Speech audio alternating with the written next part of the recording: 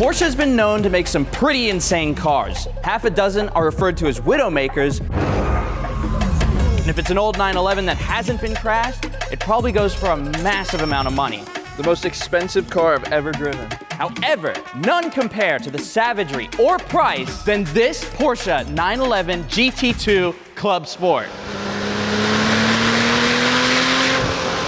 Yeah, she's a weapon.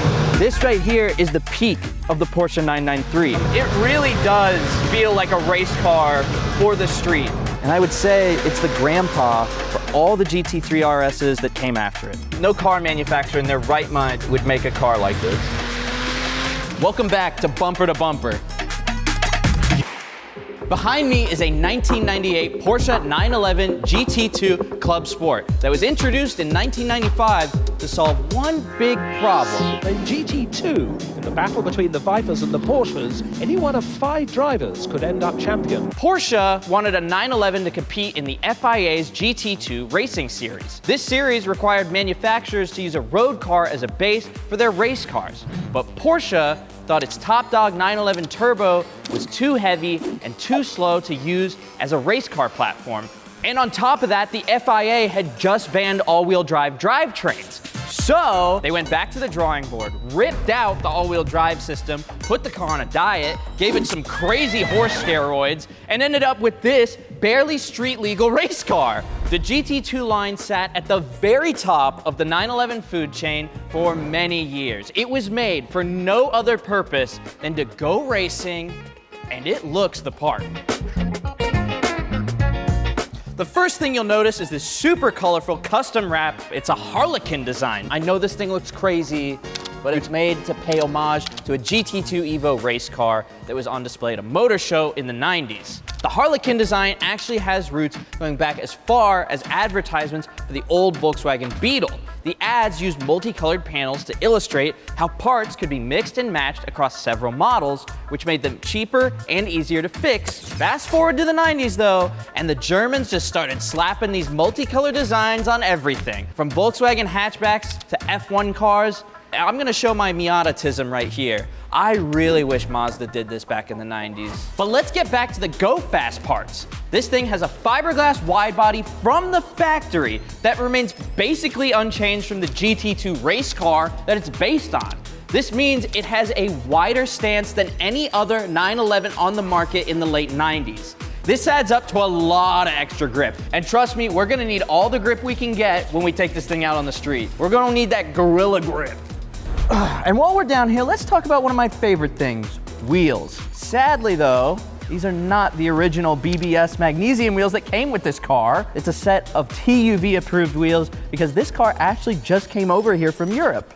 This is your engine, and this is the inside of your engine filled with debris, engine-killing deposits, and maybe a few pumpkin seeds. Well, maybe not pumpkin seeds. I don't know.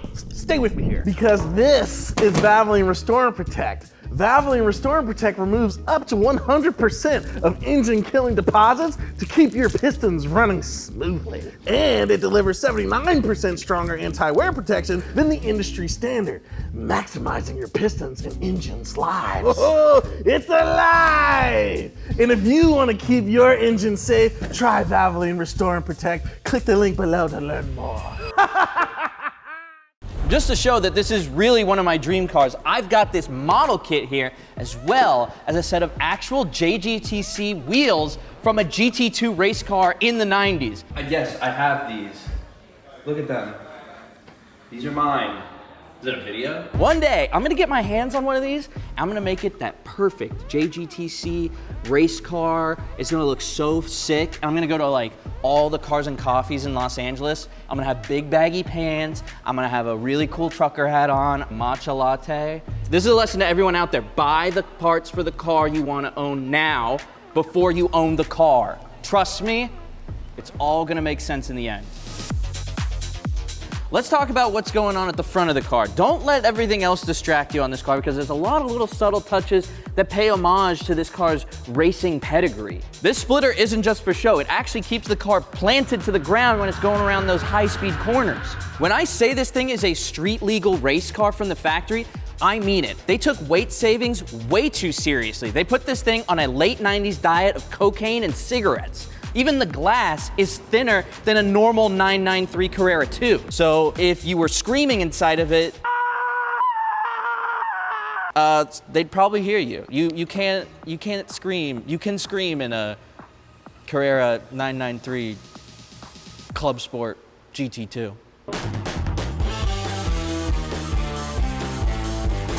Let's talk about this badge because it's actually an interesting quirk from this first generation of GT Porsches. You've probably heard of this car's descendants like the GT2 and the GT3 RS, but this first generation, when they launched it, it was just GT.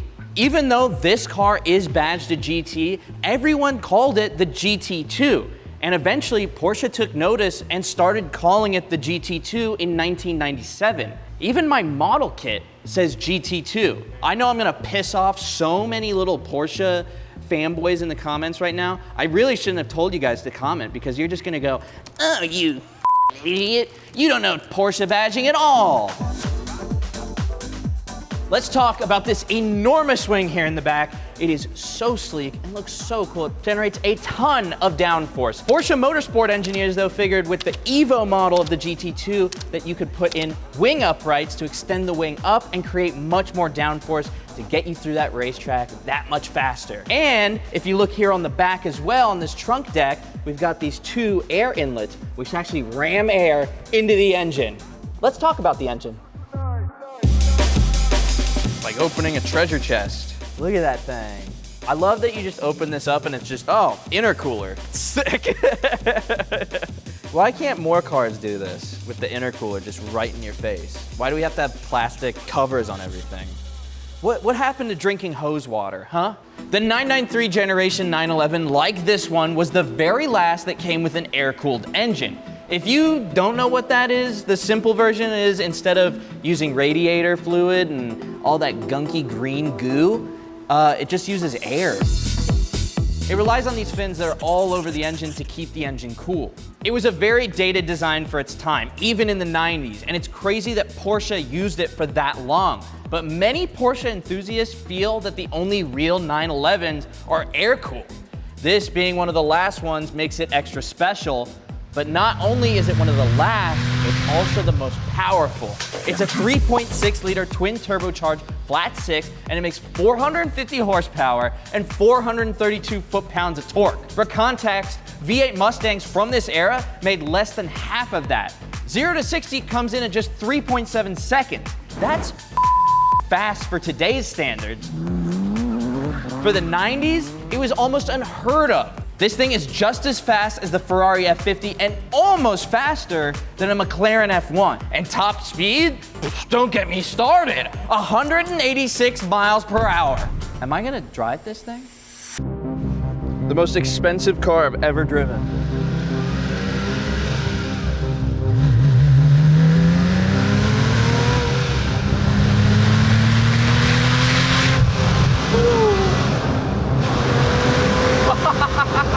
This is East. He's not here to hold me back. He's to make sure I don't wuss out.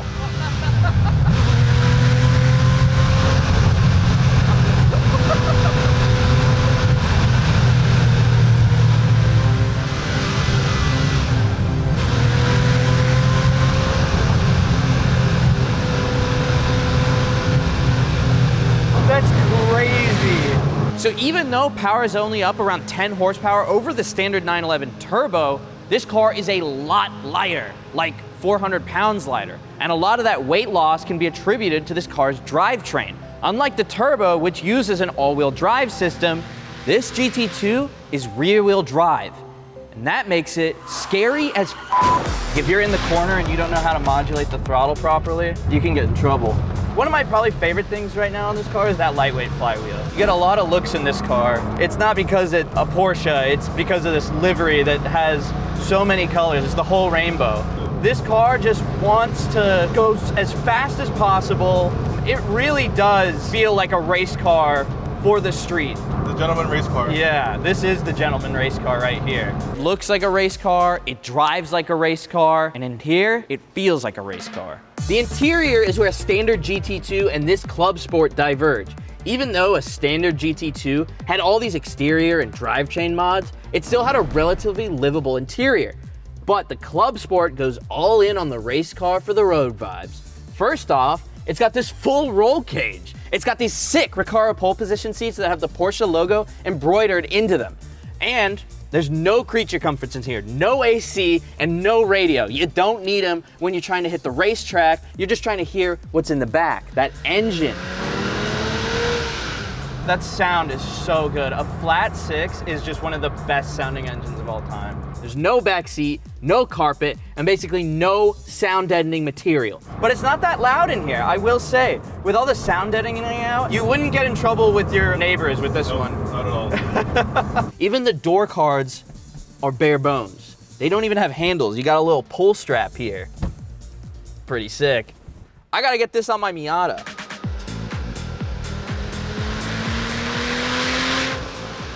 I want this! I want this car! In a world of super expensive Porsches, rarity is the name of the game. And this thing is about as rare as it gets. Porsche doesn't really have any production numbers on these things, but it's somewhere between 190 and 200. And subversions like this Club Sport are even rarer. Even this car, the GT2, has more variants. You got your Club Sport, then you've got your GT2 Evo, then you've got your GT2R. Like my favorite Jedi, Qui-Gon Jinn said, there's always a bigger fish. So what's one of these things gonna set you back? Well, new in the 1990s, it was around 200 grand. But today, one recently sold for $2.4 million. But more importantly than this car being super expensive or super rare is the fact that it simultaneously ended one era for Porsche, the air-cooled era. This GT2 also kicked off Porsche's track-focused GT line.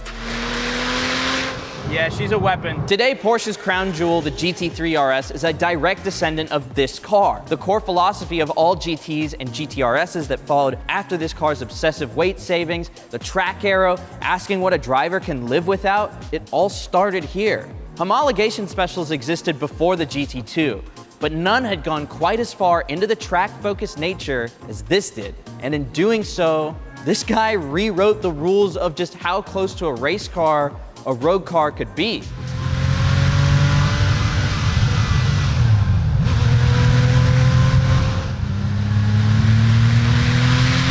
Thank you guys so much for watching this video today. I don't know if you guys knew this, but I've been at Donut a long time. I actually worked on some of the original bumper to bumpers that James Pumphrey presented, and being there watching him was a huge inspiration for me. And to be here in this moment with this beautiful 911, talking about it to you guys, it really means the world to me. So thank you, James, for being an inspiration. Thank you, Donut, for letting me live out my dreams. And thank you guys for watching. I want to give a huge shout out to 405 Motoring, who let us film here today in their shop. Check them out. Thank you guys for watching everything here on Donut. Thank you, dude. Appreciate it. That's a dope-ass car, bro. Everyone likes it. If you guys like this series, please drop a comment of what you guys would want to see us drive next. I would really love to drive an NSX or an RX-7. That'd be cool. FD, FC. Leave a comment down below. Bye.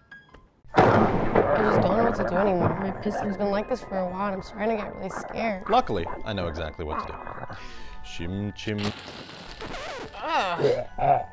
Nah, that's just Garage Goblins. And they're afraid of only one thing. The new Garage Goblins t-shirt. It's super comfortable, heavyweight, and made with 100% cotton. It's also infused with anti-goblin technology. The shirt, it's so sick. Oh no.